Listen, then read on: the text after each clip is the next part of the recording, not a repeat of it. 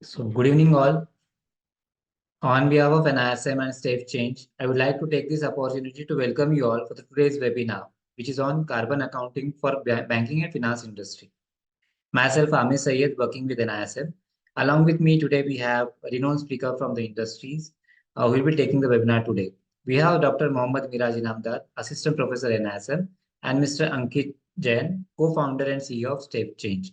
Before we begin, just give me some minutes to introduce our speaker. Dr. Miraj Inamdar has been associated with NISM since 2015. He's a faculty member at NISM, where he specializes in teaching ESG, integration, sustainability disclosure standards, data science, and sustainable finance. He has conducted several webinars on topics such as BRR, which stands for Business Responsibility Reporting, BRSR, Business Responsibility and Sustainability Reporting, GRI, and ESG integration as well. Before joining NISM, Mr. Inamdar held a position at Indian Institute of Capital Markets, the Institute Cost of Accountants of India chapter, and Indian Institute of Technology, Bombay, that is IIT Bombay. His educational background includes master degree in commerce, an MBA with specialization in finance, and he holds a PhD in field of ESG integration from the University of Mumbai, with two Best Research Papers awards received at the international conferences. Now we're talking about other speaker, Mr. Ankit Jain.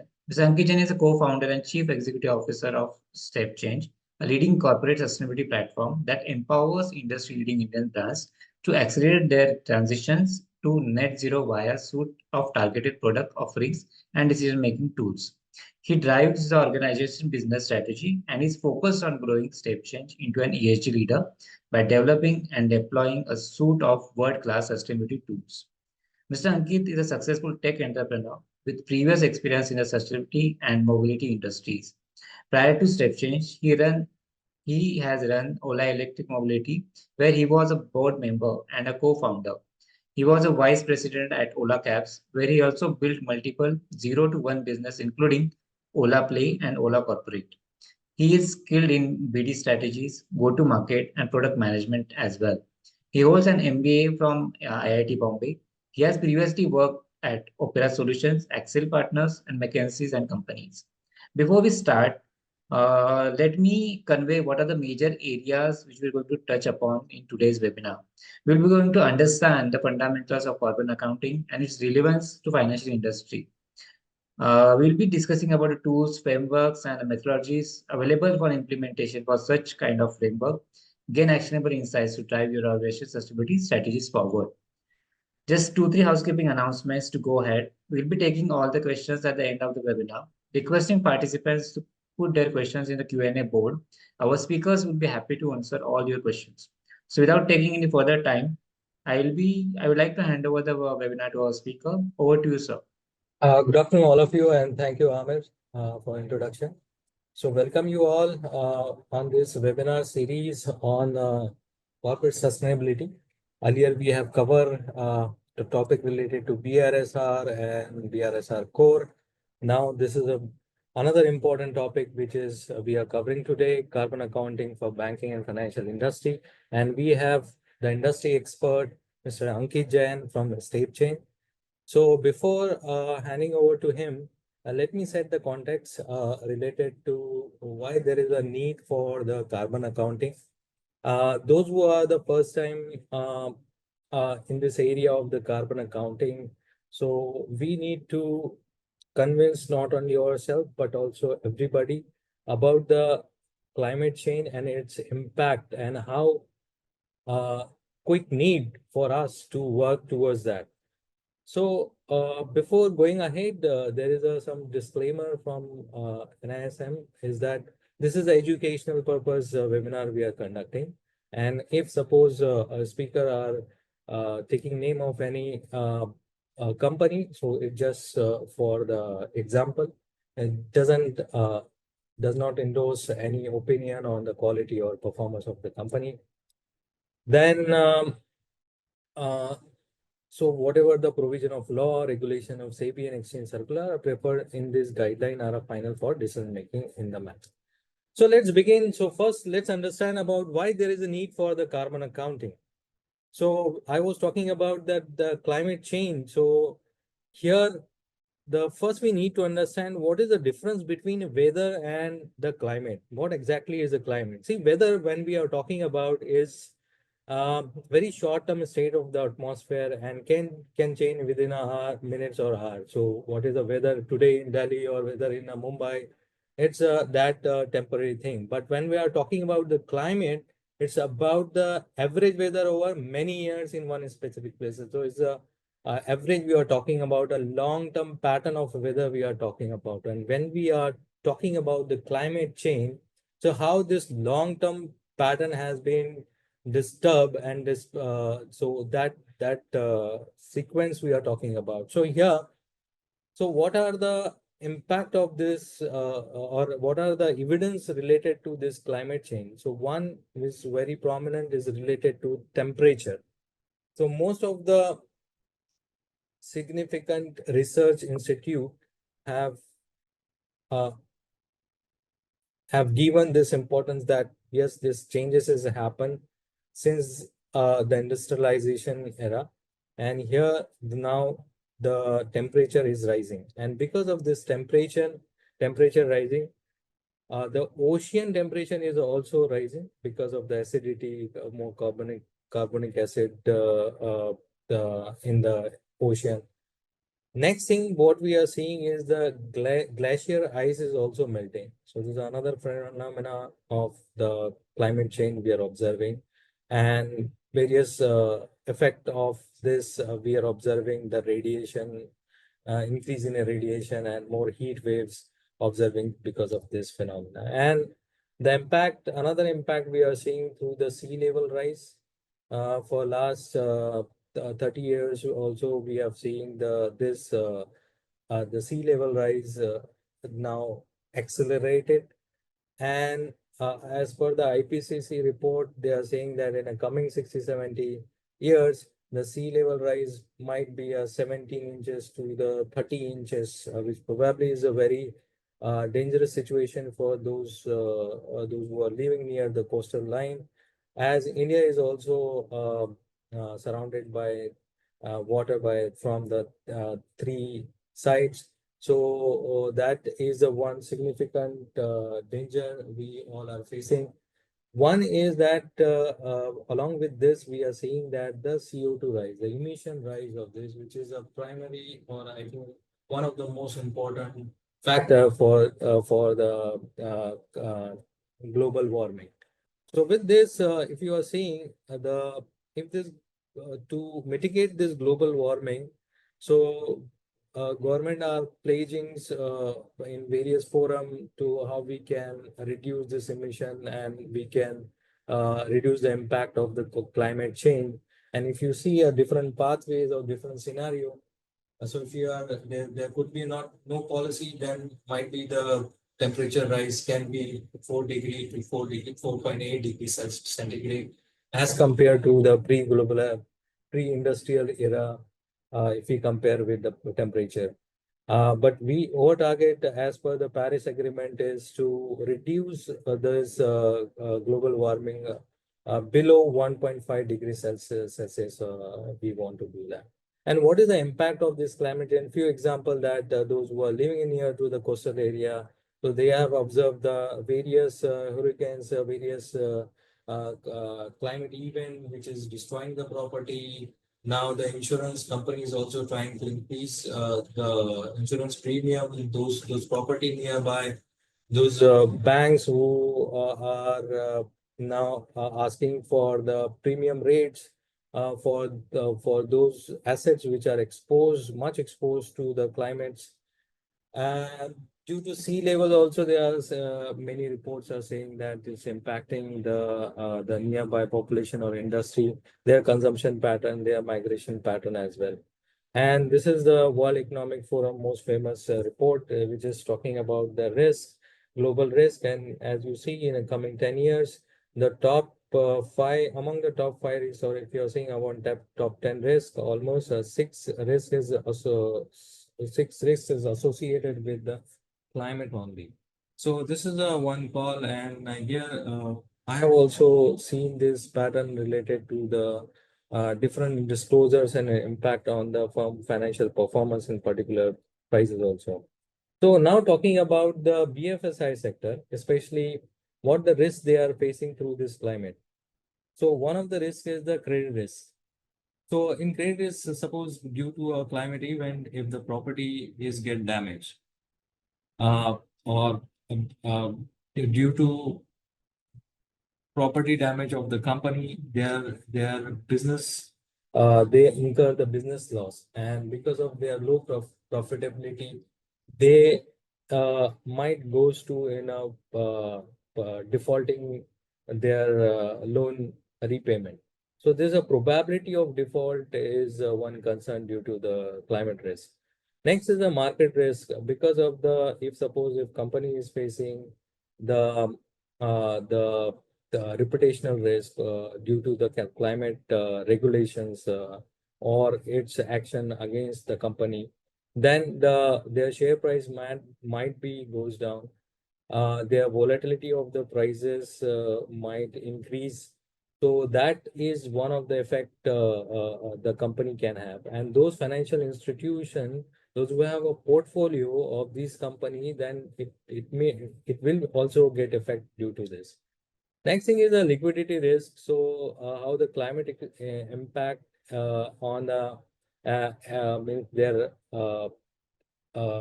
on their liquidity. For example, if suppose some climate event happen and suddenly everybody want to withdraw money from the bank, so it causing the loan to deposit ratio, and which lead to the liquidity risk for the banking and financial organization.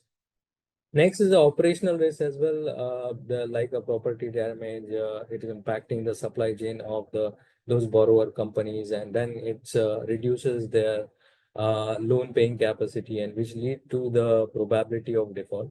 So there are some risks which are related to the climate, and which is also impacting their very famous kind of the risk market and liquidity and operational risk.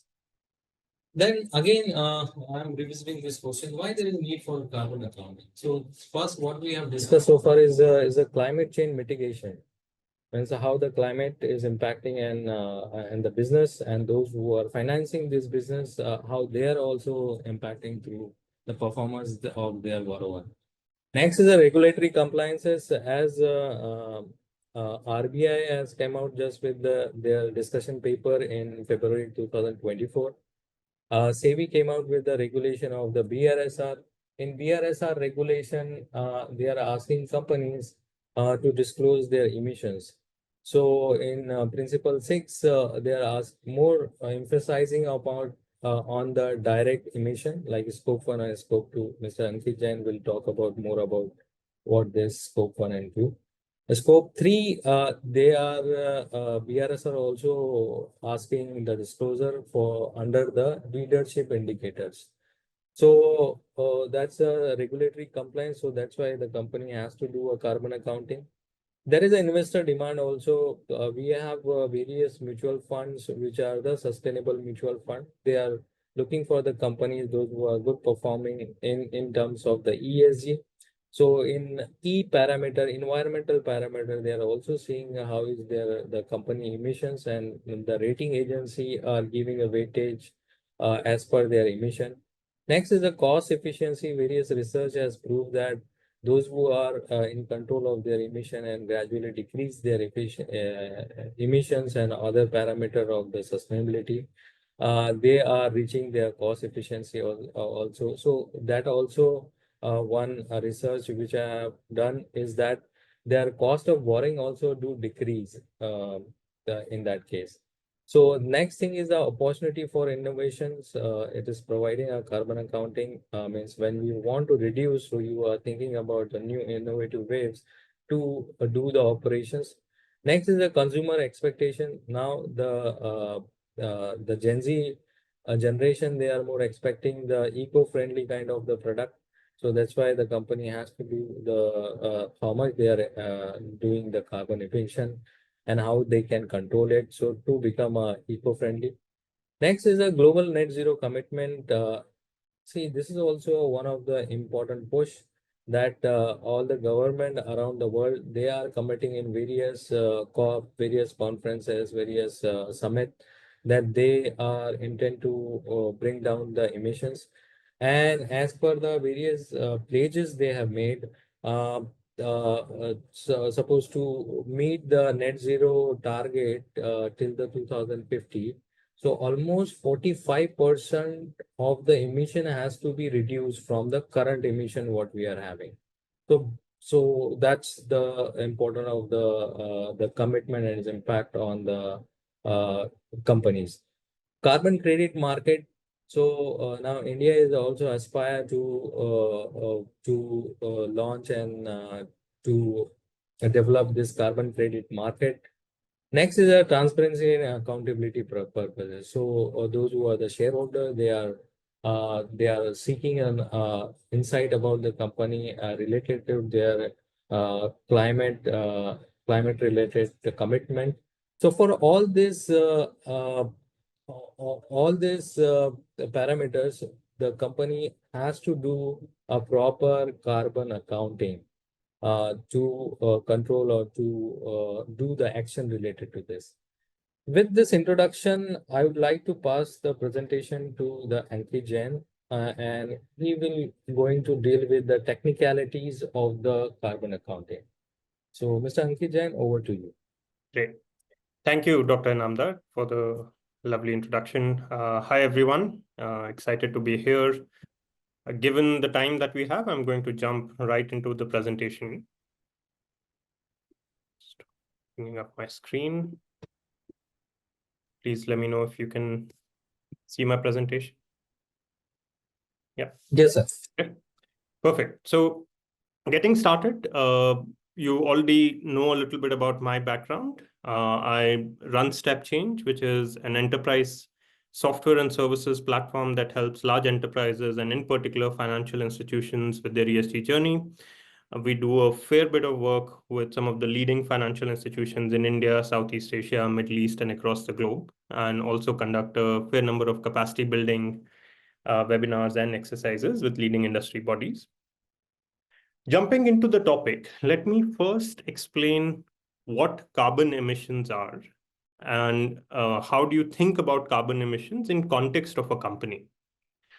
So carbon emissions, or better known as greenhouse gas emissions, because it goes beyond carbon or CO2 to include other types of gases like methane, nitrous oxide, etc. as well, are divided into three main categories called Scope 1, Scope 2, and Scope 3 emissions. Scope 1 emissions is emissions that are happening from within the operations of your company. For example, if you're burning fuel, if you're burning diesel, if you're burning coal, if you're burning wood for a manufacturing process or to heat something within your company, that's Scope 1 emissions. Scope 2 emissions is one order of degree away, which is typically purchased electricity in context of India. So when you use electricity like we are all using when accessing this webinar, it's leading to emissions directly in a power plant in your state or in another state. That's typically Scope 2 emissions. Scope 3 includes a wide variety of other topics. It includes upstream activities like purchase goods and services, everything you buy as a company, capital goods, machinery that you use, transportation, distribution, waste generated in your operations, business travel done by your teams, employee commute, people coming to office, going back home, and the emissions because of that, leased assets, both upstream, downstream, the emissions created by your franchises, the emissions created by the products that you create, right? So if you're an automotive company, you've manufactured a car, that car is leading to emissions on the road, that's also considered part of your Scope 3 emissions. Further transportation of goods from your manufacturing site to, let's say, your distributors or final consumers, as well as in context of financial institutions, your investments or your lending portfolio and the emissions they create. Right? So all of that is Scope 3 emissions. I'll go deeper into all of these as we go ahead. So the first one I want to talk about is Scope 1 emissions. Scope 1 emissions, we'll take an example of mobile emissions, right? Company vehicles. Now to do that, to calculate emissions coming from the vehicles in your company, you take activity data. Now activity data can be something like how much you've spent on fuel. It can be how far a vehicle has driven, or it could be things like how much fuel the vehicle has consumed. You multiply that with the primitive conversion factors. For example, if you have a vehicle has driven 100 kilometers, you will multiply that with the factor that will convert it into approximately how much diesel or petrol that vehicle would have consumed. And then you multiply that by an emission factor of how much greenhouse gas emissions are created for every liter of diesel consumed in your vehicle. These emission factors are built by bodies like IPCC, DEFRA, which are global standard setting and emission factor emission database creators, which bring a lot of credibility and have tested these emission factors with a lot of detail. That's how you go about measuring scope 1. Similarly, you have things in company facilities like your generators and fugitive emissions that might happen during a manufacturing process. Scope 2 emissions is typically emissions coming from electricity consumption in your office premises. This is essentially how much kilowatt hours or how much kVAh of electricity you've consumed in a given month times the emission factor of electricity. India has a certain grid level emission factor at a country level, but you can also consider the emissions of a specific source of electricity that you buying from. So let's say if your source of electricity is not the grid, but let's say rooftop solar, then you will consider the emission factor of rooftop solar, which will be nearly zero. Yep. In context of financial institutions, quite often scope 2 is a large number because you use electricity for branches, for ATMs, for data centers, for offices, for a wide variety of reasons. Now coming to scope 3. Now, scope 3 for a financial institution includes multiple things. It includes all the things that a financial institution would buy, right? From things like paper to laptops to office equipment, furniture, etc., to the investments that it makes or the loans that it gives, to business travel of its employees, to employee commute. Most financial institutions, especially banks, have large number of employees, as well as leased assets, right? So when you stay in rented premises. In order to do purchase goods and services, they're typically the most commonly used method is what's called the spend-based method. In that, you take different categories of products that a company has bought. Let's say a company has bought something like concrete or glass or paper. In context of India, these categories are most easily identified by their HSN code. HSN code is a 4 to 8 digit code of categorization of goods and services, basis which GST in India is decided. So you take those different categories of products, you see how much against that category of product you've spent. There are emission factors available for different categories from some of the emission factor databases that I was talking about. And you simply do the P times Q and you get emissions from that category of products. You add that across all categories and you have the total emissions for purchase goods and services as a category based on this method. Yeah. Now coming to financed emissions, which is where I want to spend some time today. Right? Now, financed emissions is emissions associated with your lending or investment activities. For this could include any corporate bonds. It could include investment in listed equities, SME loans, project finance, commercial real estate, mortgages, motor vehicles, sovereign bonds. Any types of lending that leads to an economic activity will essentially have some level of GHG emission impact because that economic activity will lead to some emissions being generated. Based on CDP, the average size of financed emissions of a financial institution is usually 700 or 750 times larger than its operational emissions. Operational emissions were scope 1 and scope 2 emissions, right? So that's how much larger financed emissions are vis-a-vis scope 1, scope 2 emissions, right? And hence, for most large financial institutions, the focus tends to be primarily on their financed emissions. The way financed emissions are calculated is essentially a mix of two things. One is an attribution factor, which is essentially what percentage of the emissions that are being generated by the underlying asset who you've lent to are considered your emissions. Roughly speaking, let's say you own 50% of the underlying asset, 50% of their emissions would become your emissions, right? It's based on some idea of ownership of the underlying asset. Debtor emissions are the emissions of the underlying asset. Now, that asset could be a vehicle, it could be a home, it could be a small and medium business, it could be a large corporate, it could be a project, it could be anything, right? Depending on what you're lending for. So that's what I just explained. Now, in order to measure financed emissions, there is a standard called PCAF, which is Partnership for Carbon Accounting Financials. The process for a bank to go from measuring emissions to getting to net zero, and we talked a little bit earlier, Dr. Namdar talked about getting to net zero and the importance of getting to net zero. So the way a financial institution would get to net zero is they'll start by measuring their emissions, right? So the measurement standard is PCAF. Then they would go and set targets based on their baseline. The standard for setting targets is something like Science-Based Targets Initiative. Based on that, they'll develop a strategy for driving reduction.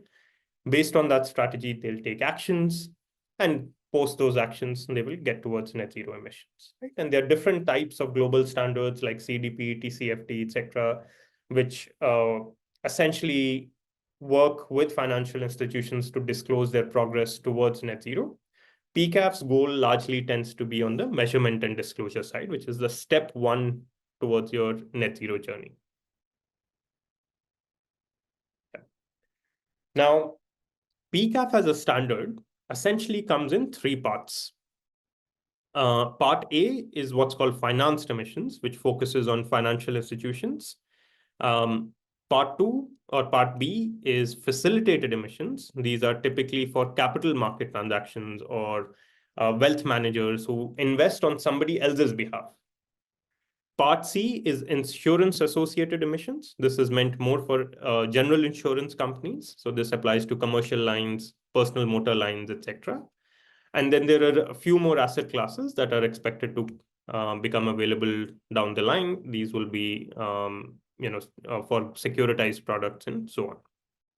Today, given the time that we have, we'll focus primarily on financed emissions, which is Part A of the PCAF standard.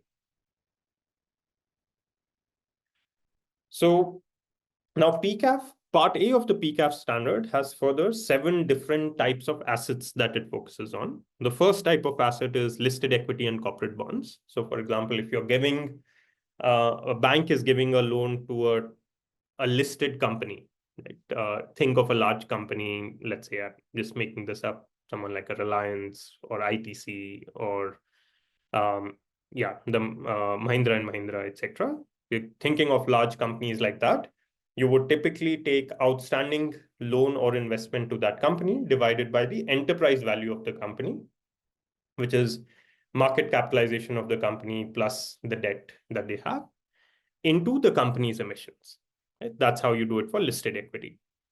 For business loans or SME loans, you would typically take the outstanding amount of loan to that company or investment in that company over total book equity and book debt multiplied by company's emissions. For project finance, it tends to be divided by project equity and project debt. Commercial real estate is done by the outstanding amount of, let's say, loan to the real estate company or the real estate asset divided by the property value at origination into the emissions generated by the building. Something similar for mortgages as well. For motor vehicles, again, similar logic, outstanding loan of your vehicle loan over the value of the vehicle at origination of the loan times the emissions created by that vehicle. And finally, sovereign bonds, or government bonds as they're called, which have a slightly more complex way of measuring them. Now going one level deeper. Here we are picking just one category, corporate financing. Now, when you the way we measure corporate financing is again attribution factor time debtor emissions. We were talking about the attribution factor being outstanding financing. That is, let's say, if you've given 100 crore loan and the loan has been repaid a little bit over the last few years, now it's only 50 crores. So 50 crores is your outstanding financing to the company, divided by the enterprise value of the company, which is market capitalization plus debt plus cash technically. So that's on the left-hand side, that's the attribution factor. Now to calculate debtor emissions, there's a few different methods. PCAF has 5 different data quality scores, and depending on the quality of underlying data you have, you can choose any of these different methods. Score 5 is the lowest, score 1 is the highest. Score 1 is if the company has reported its emissions and gotten them verified. Verified is something like as a limited or a reasonable assurance that they might have gotten for the emissions that they're reporting in the public domain. Option 2 is either unverified emissions reported by the company, or as a financial institution, you're collecting primary energy consumption data. So you're collecting data that will help you compute their scope 1 and scope 2 emissions. And then you essentially are computing their scope 1, scope 2 emissions on their behalf, and then using that data. So that's score 2. Score 3 is an estimate. You collect data about physical activity of the company. So for example, if you're thinking about a steel company, you will get data around how many tons of steel has the company manufactured this year, based on, and then you'll apply an emission factor on the emissions produced per unit of steel manufactured. So for example, in India, typically for every ton of steel that we make, we generate 2.3, 2.4 tons of CO2. So you get data on how much ton of steel has a company manufactured last year or last month, and multiply that by the relevant factor. That's score 3. Score 4 focuses on revenue of the company rather than the physical activity of the company. So instead of tracking 1 ton of steel, you will say the company has sold 1 crore of steel last month. What are the emissions associated with 1 crore of steel being sold? So that's how you get score 4. Score 5 is the least accurate. Typically, it depends on just using your outstanding financing or loan to the company, multiplying that with the asset turnover ratio, which essentially gives you a sense of how much revenue is generated by the financing you've done, multiplied by the sector level emissions per unit of revenue. So emission factors essentially. Yeah. So this is a few different ways that you can go about calculating the same thing. The score or the quality of that calculation varies from poor, which is score 5, to high quality, which is score 1, and somewhere in the middle. For each of the 7 categories of assets we talked about, which included SME loans, which included commercial real estate, project finance, etc., similar 5 categories of scores exist. And depending on the quality of data you have access to as a financial institution, you can compute financed emissions based on that methodology. Now, the reason for doing this from a PCAF standpoint is that high quality of data shouldn't become a bottleneck or a roadblock for financial institutions to get started on this journey. Almost all financial institutions that we work with easily have access to data that allows them to do score 5 or score 4 for most of their portfolio, post which they can start their journey to collect better data from their underlying assets and move their scores higher as they get access to better data. Yeah. Okay.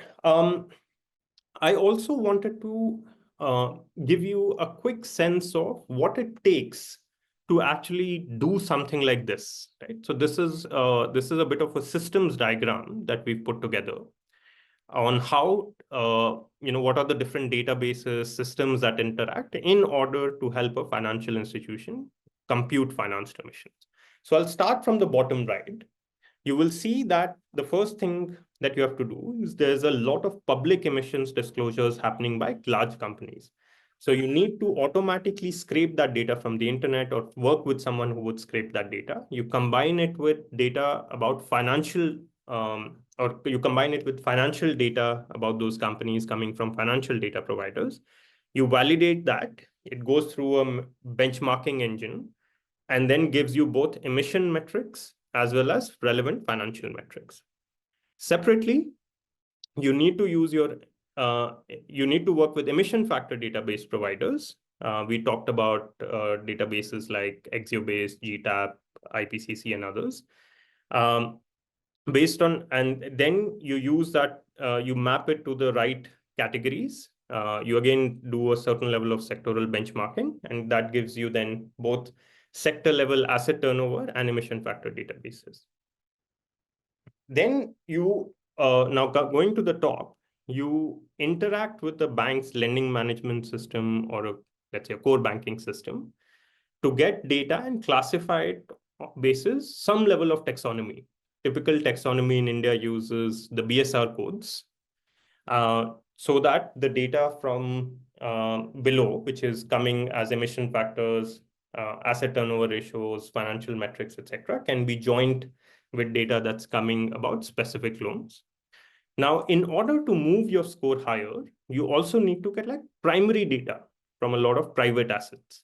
For that, you need to have some sort of a survey service or some sort of a surveying mechanism where either part of the loan renewal process or as a separate process, you're able to send surveys to your customers, collect data, validate that data, which is extremely important, and then combine that data with the rest of the data coming from your lending management system, which has your outstanding loan, etc., into a single, you can think of a database.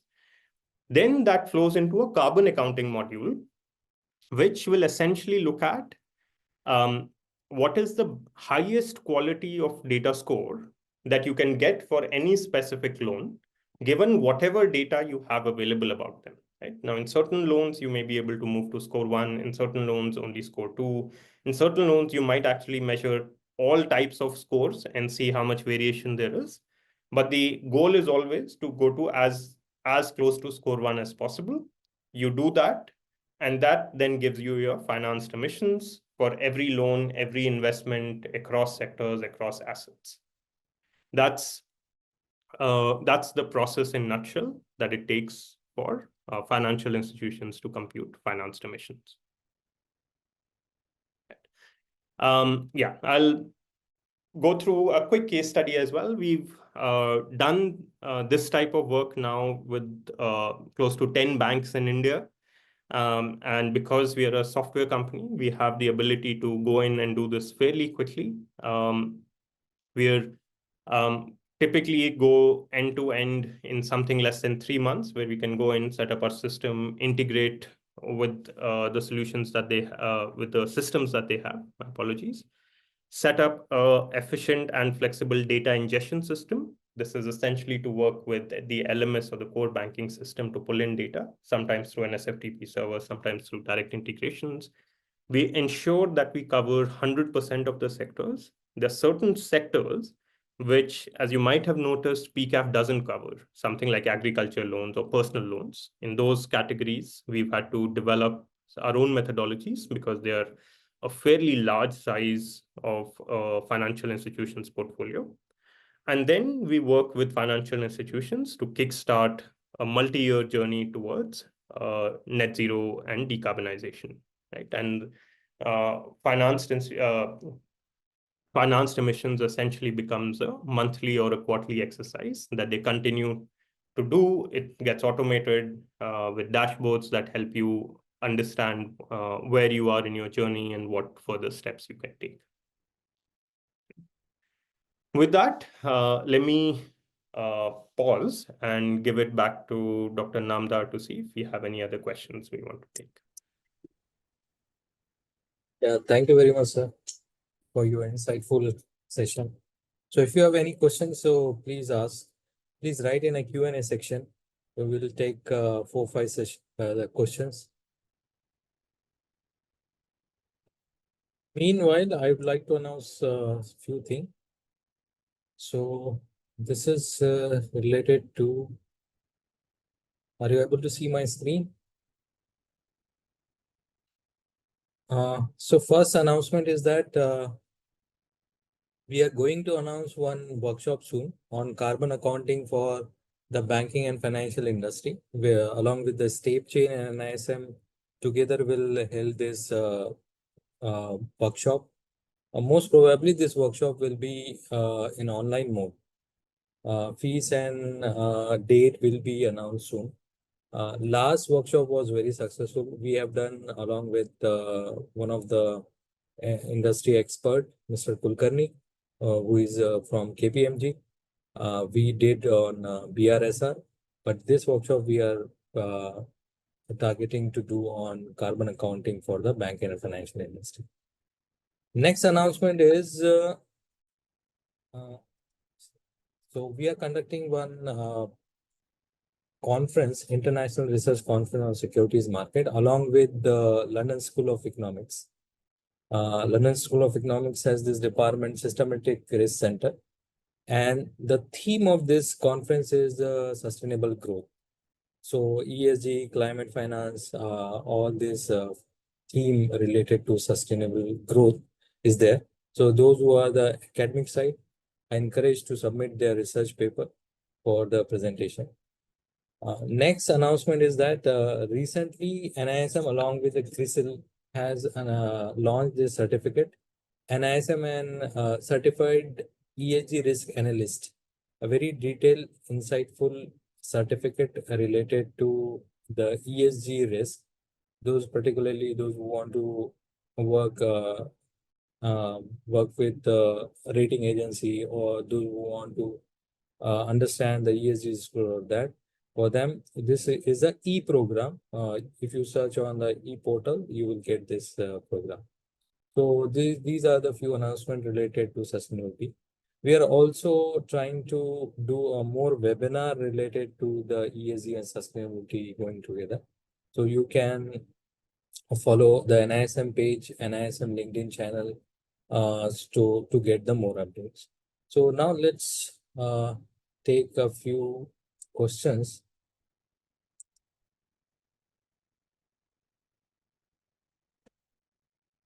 So here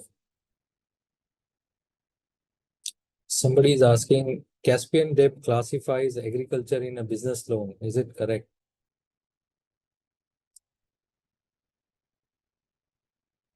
See, it's not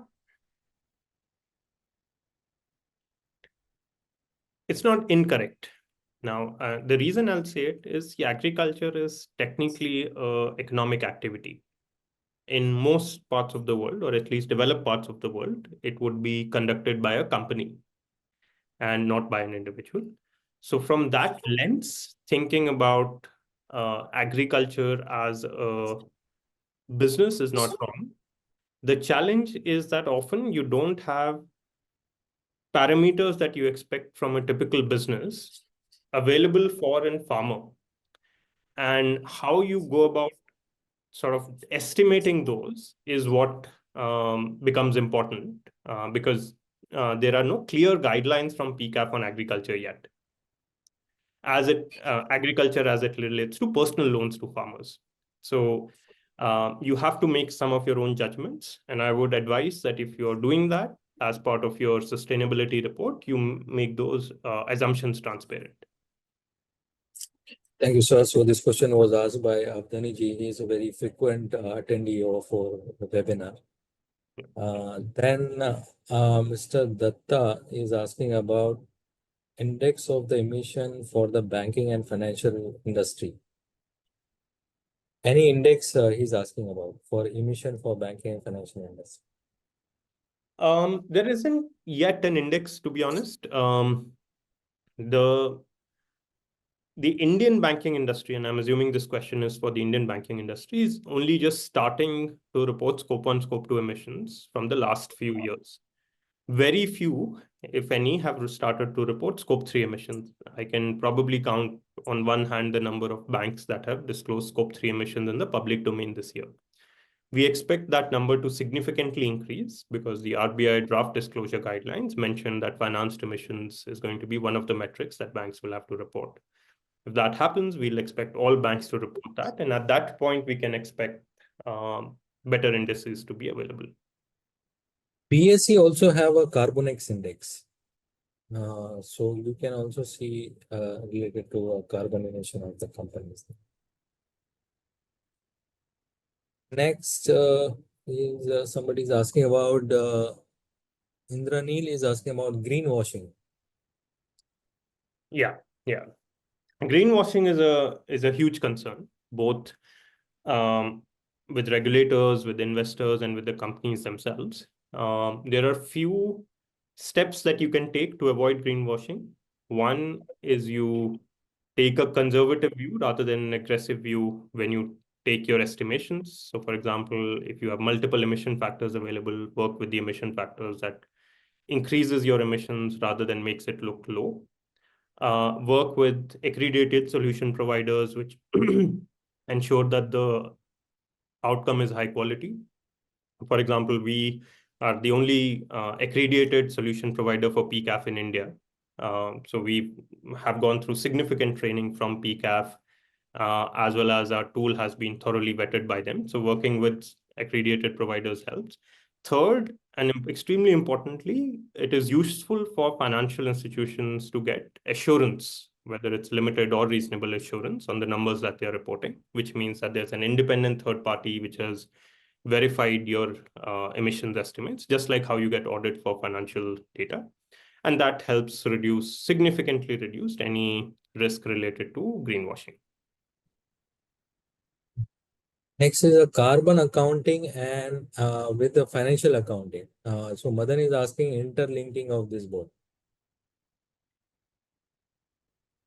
See, there is significant interlinkage anyway. As you would have seen, most of the underlying data that helps us compute carbon emissions comes from financial data.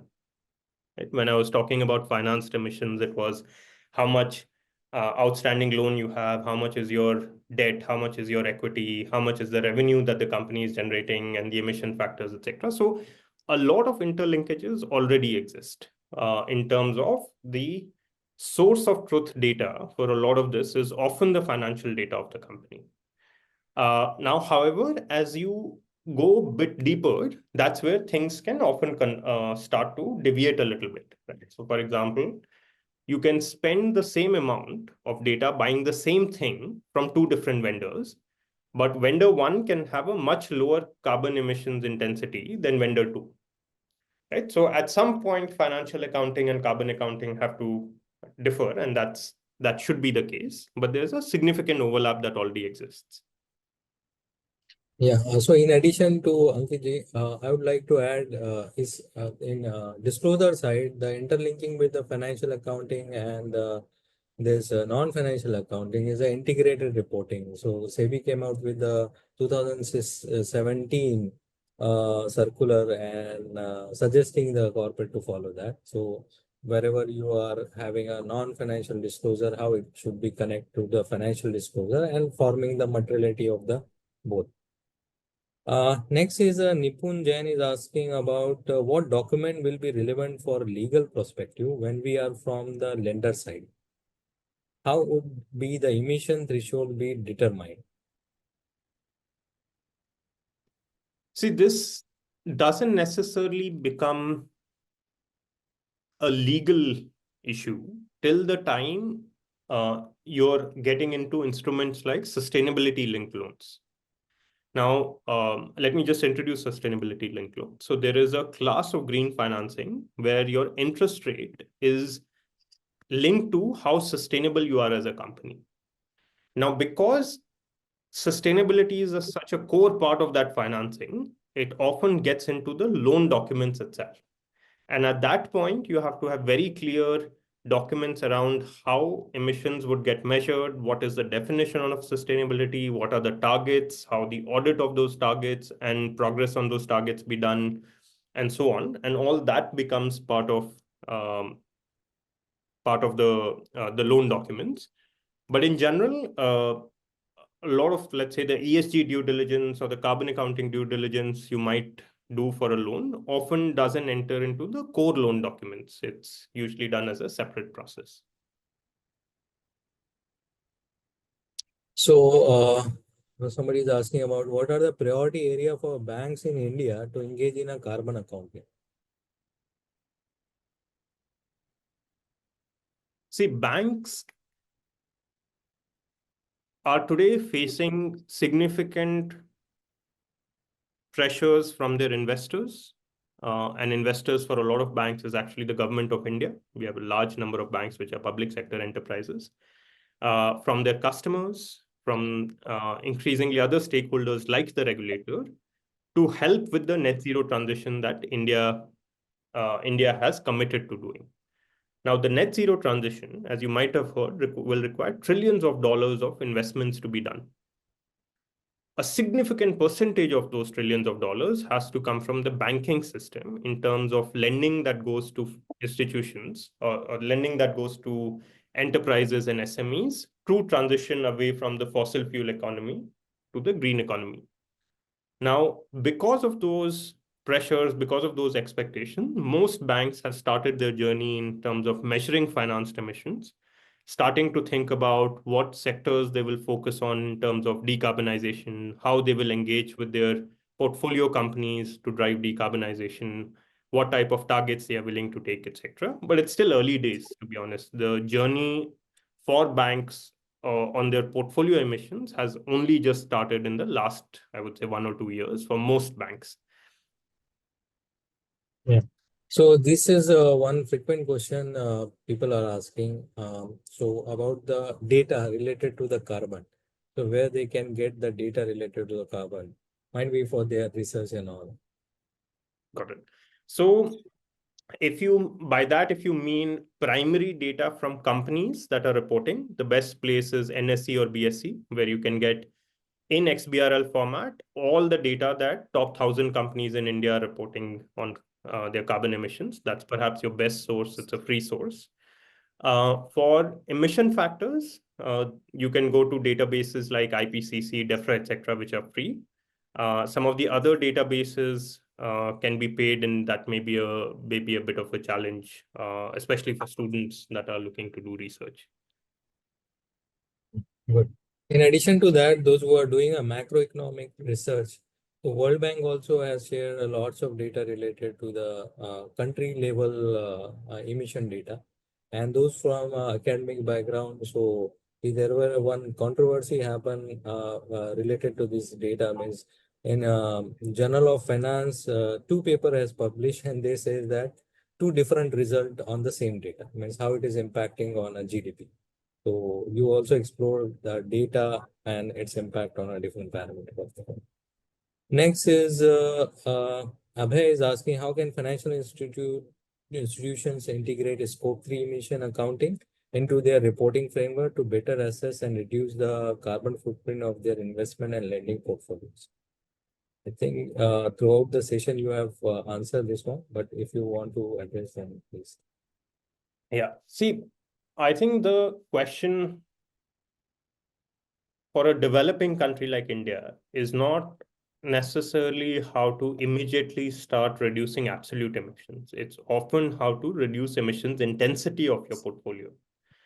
And more than that, it is how do you finance the transition that hard to abate sectors have to do away from carbon intensive business models to greener business models, right? So if, for example, as a bank, you have a large cement portfolio, you should be spending time understanding what it will take to decarbonize the cement sector, and then working with the cement portfolio that you have to say, okay, this is the lending product I have specifically for the cement sector to go from this type of machine to that type of machine, or to go from this type of process to that type of process, which is more energy efficient or which is less emission generating. And that's where the real strategy comes in, right? It's not so much at the measurement level. It's really BU by BU, sector by sector. What can you do to help your portfolio decarbonize? The results of that will show up in your financed emissions over time. Next question is related to MSMEs. So one of the important sector. So, Mr. Dr. Padi is asking about how can we do awareness about the carbon accounting to MSMEs, and also how we can do carbon accounting for MSMEs. Yeah, yeah. There is some level of capacity building that I know is being done by industry bodies like CII, FICCI, and others with SMEs, but clearly not enough, right? Because the number of SMEs in India is just extremely huge. The challenge also we often see with MSMEs is that it's not necessarily clear to MSMEs how something like this is beneficial for them. They are not listed in public markets, so it's not like investors are going to change. Banks today are not offering you a different interest loan based on how sustainable you are. Maybe they are starting to think about it, do it for large enterprises, but not necessarily for SMEs. Some MSMEs, which are exporters, are starting to see a difference, right? A lot of large global companies, especially those in Europe, where carbon border adjustment mechanism is going to get implemented, are starting to ask their value chain to do this. Large enterprises in India, because of certain regulatory requirements, are starting to measure this for their value chain. So most MSMEs will start seeing requirements from their customers to do carbon accounting. At that point, since the need would be clear, I believe they'll be a lot more receptive to understanding how to do this. There are various tools available, simplified tools available for SMEs to do this. Step Change has a version of a tool, so do some of our peers. And we are also increasingly working with value chain of a lot of large enterprises, which often include SMEs, to get them started on this journey.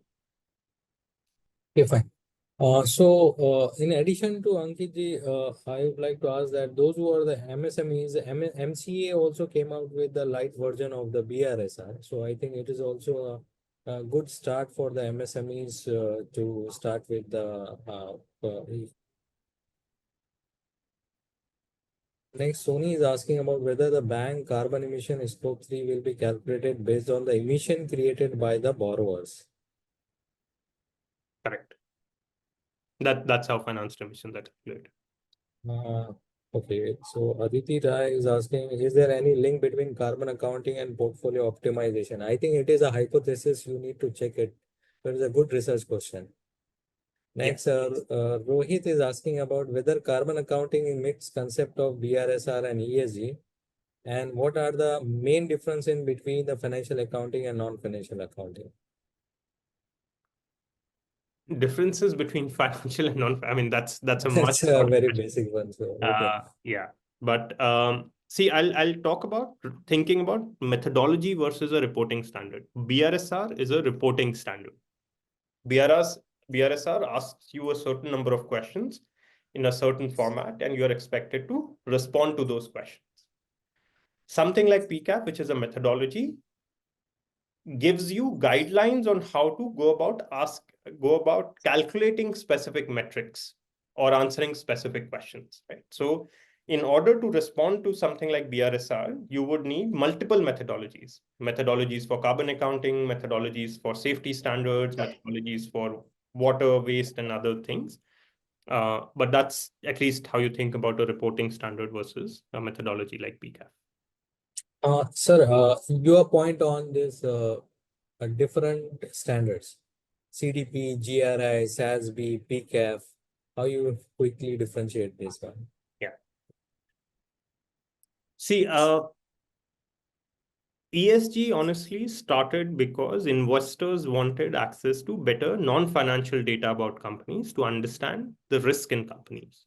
So, for example, knowing the attrition data about a specific company will give you a sense of whether they will have, especially in a services company, do well going forward or not, right? So that's an example. Now, because of that, different investors who wanted different types of data started building confidence in different standards. So standards like GRI, CDP, etc., started emerging. Now, as those standards started emerging, you also saw each jurisdiction coming up with their own standards. So you have CSRD as a standard in Europe, you have BRSR as a standard in India, and you have other types of standards emerging, which are national standards. Now, we believe that over the next 5 to 10 years, there will be some merging of those standards that will happen because, yes, there's currently way too many standards. And often it takes up a lot of time and effort just to report across all of those standards. Last question we will take, carbon accounting, whether carbon accounting linking with NFRA. Can you elaborate NFRA? I think Rohit. We will take the next question. How can financial institutions leverage advanced carbon accounting methodology to align their finance emission with the science-based target by balancing regulatory compliance, stakeholder expectation, and profitability? So, see, there is specifically things like AI, which now allow us to do a lot of